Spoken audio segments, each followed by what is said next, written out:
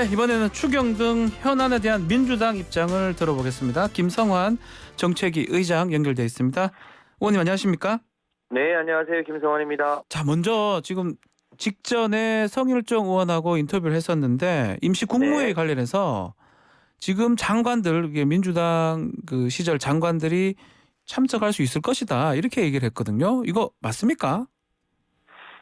네, 일부 부처는 임명이 됐고 네. 아직 일부 부처가 임명이 안 됐지 않습니까? 성원이 안 됩니다. 그 국무회의. 예. 네, 그래서 문재인 정부 하에 그 내각의 강요들이 일부는 퇴임을 했고 일부는 그 국무회의의 성원 문제도 있고 해서 네. 아직 남아 있는 걸로 알고 있습니다. 참석할 수도 있을 것이다. 그거는 예, 뭐 당연히 알겠습니다. 국정의 운영을 위해서 또 네. 협조할 것은 해야 되지 않겠습니까? 뭐 또 일부 장관의 임명 강행 여부도 얘기를 하던데 예컨대 뭐 박지인 외교부 장관 후보자라든지 이상민 행안부 장관 후보자 이 부분 어떻게 보십니까? 뭐 그거는 뭐 대통령이 결심해야 될 문제라 뭐 저희가 뭐 이래라 저래라 할 상황은 아닌 줄 압니다. 저희는 네. 인사청문 과정에서 국민 눈높이에 맞는 분들은 채택을 했고 예. 그렇지 않은 분들은 채택을 하지 않은 상태이기 때문에 무리해서 임명을 강행할지 여부는 뭐 윤석열 정부가 판단할 일이겠죠. 그렇다면 임명을 뭐 혹시나 강행하게 된다면 추경 협조라든지 특히 국무총리 인준 이거 변수가 될 수가 있나요? 저희 당은 추경이나 국무총리의 인준 문제를 네. 연계해서 보지 않겠다고 아하. 하는 게 공식 입장입니다. 예. 뭐 국민 입장에서 무엇이 옳고 그른가 것을 중심으로 봐야겠죠. 네. 뭐 하나하나 좀 여쭤보면 지금 윤석열 대통령이 1호 안건으로 인준 한덕수 국무총리 후보자 동의안 결재를 했는데 네. 민주당에서는 이게 선전포고 아니냐라는 얘기도 있고요. 민주당 의총이 오늘 열린다고 하는데 이 의총에서 적격 부적격 이런 것도 논의가 되는 겁니까?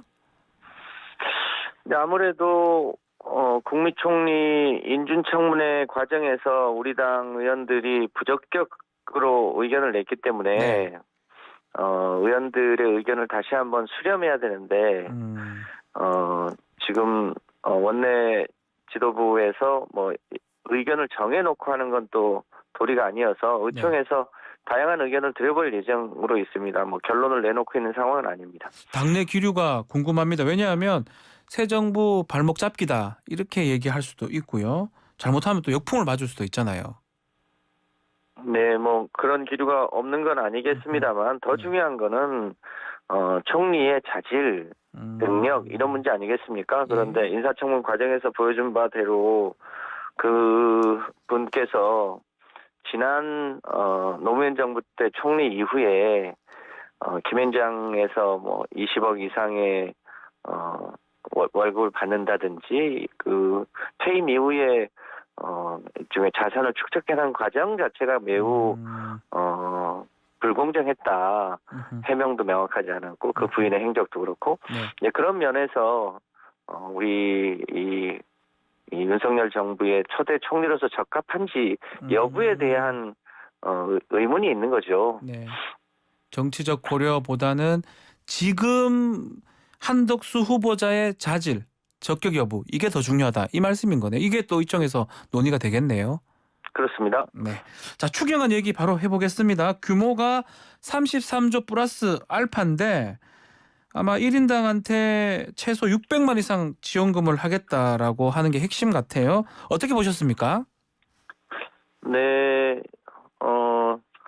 윤석열 인수위에서 추경안에 대한 고민이 있었고 초기에는 훨씬 규모를 축소해서 고민하다가 소상공인들의 반발이 컸지 않습니까? 네.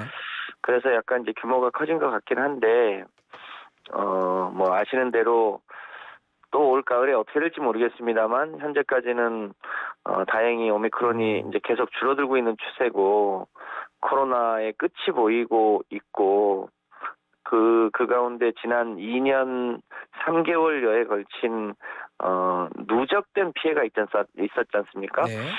그 누적된 피해를 온전히 보상하자 이게 지난 대선 때 여야 후보 공히 약속한 것들이었거든요. 네. 이제 그런 면에서 그동안의 피해에 사각지대가 없이 충분히 보상할 수 있도록 하는 것, 그것이 이번 추경의 취지라고 보여지고, 네. 이제 그런 면에서 보면 조금 더 예산 편성을 해야 되지 않을까 싶습니다만, 자세한 것은 저희도 조만간 이 추경에 대한 민주당 입장을 밝힐 예정입니다. 뭐 관건이 결국은 재원 아니겠습니까? 자, 국민의힘의 성일종 정책위원장은 크게 뭐 문제는 없을 것이다라고 얘기를 했는데, 그렇죠. 지금 재원 아니면 가능하다고 보시는 겁니까? 글쎄요, 50조 이제 플러스 알파입니다. 예. 정부 측 의견을 좀 들어봐야 하는데 올해 추가 세수 규모도 상당할 것이다라는 거거든요. 네. 그런데 원래 그건 이제 지난해에 예산 편성을 할 때 올해 세수가 얼마나 거칠지를 예측하는데 그 여전히 그 예측이 이제 틀렸다는 얘기이기도 하거든요. 예. 그 과도한 추가 세수라고 하는 건 예측을 잘못했다는 것일 수도 있어서 그 부분은 한번 살펴볼 필요가 있고요. 예. 뭐 다행히 추가 세수가 있어서 국채 발행이나 이런 걸 최소화할 수 있다고 하니까 이제 그런 면에서는 다행스럽다고 판단합니다. 다만 이제 지출 구조 조정을 한다고 해서 네. 어느 대목이 잘려 나가는지 그런 거는 좀 유심히 살펴볼 필요도 있다고 보여집니다. 지출 구조 조정은 뭐 7조인가 8조인가 크진 않은 것 같고요. 가장 중요한 게 지금 추가 세수 부분 같아요. 53조나 지금 잘못됐다라고 지금 얘기를 하고 있는데, 이 성일종 정책위 의장 얘기에 따르면 이건 뭐 민주당 정부 때 한 거니까 뭐 우리는 모르겠다 이런 식인데, 이거 어떻게 보십니까? 추가 세수라고 하는 거는 이제 올해 1월달 추경 때는 판단할 수 없었던 그렇죠. 일이고요. 네. 그 이후에 이제 1, 4분기가 지나오면서 법인세수라든지 소득세 추이라든지 이런 걸 이제 보면서 판단해야 될 건데 네. 여전히 그 규모가 크고 작년에도 이제 작년 한 해 전체를 되돌아보면 거의 60조 원에 가까운 추가 세수가 있었거든요. 거의 뭐 10분의 1이에요, 우리 국가 세금에. 그렇습니다. 예. 올해도 이제 그것이 반복되고 있기 때문에 아하.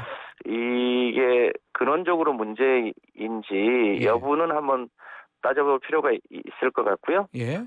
이제 전체적으로 보면 초과 세수 영역이 있고 또 여러 가지 이제 다른 요소들도 좀 있고 해서 그 재원 부분은 한번 따져볼 필요가 있는데 어디다 어떻게 쓸 거냐 이게 더 중요한 문제가 될 거라고 보여집니다. 뭐 지금 말씀대로라면 법인세, 양도소득세, 근로소득세 이게 조금 더 거친 거다 이런 거라고 보이긴 하는데, 일단은 꼼꼼하게 따져보시겠다 이 말씀이시네요. 네. 네. 자, 문재인 정부 이 홍남기 기재부에도 이때 또 기억나지만 초과 세수 발생해서 요때 이걸 추경 예산에 활용한 바가 있긴 하잖아요. 뭐 작년에 그렇게 했었죠. 그러니까 뭐 비슷한 상황이 전개될 가능성도 있는 거네요, 그러면. 그렇다고 보여집니다. 네. 추경호 부총리가 인사청문회 당시에 한국판 뉴딜 사업에 재정비가 필요하다는 입장을 밝혔는데, 이 세출 구조조정하면 한국판 뉴딜 사업 대상이 될 것 같은데, 이게 민주당이 이게 어떤 입장을 갖고 있는지 궁금합니다. 아직까지 정부안이 어떻게 확정됐는지에 대해서 저희가 별도로 보고를 받지 못해서 네. 지출 구조 조정이 대략 7조 원 정도라고 하는 규모만 얘기를 들었습니다. 이제 어느 부분에 칼질을 했는지는 살펴보고 그것이 뭐랄까요, 적정하게 했으면 당연히 저희도 동의하겠습니다만 상관없는데. 그것 때문에 또 피해를 보는 대상이나 분야가 있을 수 있거든요. 네. 그런 부분들은 또 엄정히 살펴봐야겠죠. 지금 뭐 계속 그 얘기는 있거든요. 이 국민의힘에서 지방선거 보고 아니면 또 안철수 위원장이 소고기 발언을 했기 때문에 그래서 지급률을 높이고 차등 지급이 아닌 다 지급하는 걸로 바뀐 거 아니냐 이런 얘기가 있는데, 이거는 민주당에서 어떻게 보십니까? 저희가 올 초에 300만 원씩 이제 재난지원금을 지급을 했지 않습니까? 맞습니다. 예. 그런데 이제 어떤 문제가 생겼냐면 음. 소상공인이라고 다 지원하는 게 아니고요. 음. 소상공인 중에 약간이라도 소위 손실을 본 사람들을 지급을 했더니 소득 역전 문제가 생기더라고요. 소득 역전. 네. 네, 실제로 코로나 과정에서도 열심히 일한 사람들은 보상을 못 받고, 뭐 어떤 이유에서건 이제 손해를 본 사람은 지원을 받았는데 그 경계에 있는 사람들이 있을 수 있습니다. 그렇죠, 그렇죠. 예. 네, 그런데 이번에는 이제 규모가 더 커지기 때문에 그 경계가 좀 더 커질 수 있습니다. 그러니까 어떤 사람은 오히려 일을 열심히 해서 지원을 못 받고, 어떤 분들은 지원을 받는데 그게 액수가 600만 원에서 1000만 원 정도 되니까요. 네, 더 많아지고. 그러면 오히려 일한 사람이 손해 보는 문제도 있을 수 있어서 이게 소득 역전이네요. 예. 네, 그런 형평도 이제 바로 잡아야 되는 게 숙제고요. 직접적인 피해가 아니라 간접적인 피해를 본 곳들도 꽤 많이 있습니다. 네. 차제에 이번에 거의 이제 뭐 현재까지로 보면 코로나와 관련된 마지막 추경일 가능성이 높기 때문에 네. 사각지대 없이 골고루 지원해야 되는 이런 숙제도 안고 있다고 보여집니다. 자, 그러면 전체 추경 규모가 혹시나 이 심의 과정에서 늘어날 수도 있을까요? 어떻게 보십니까?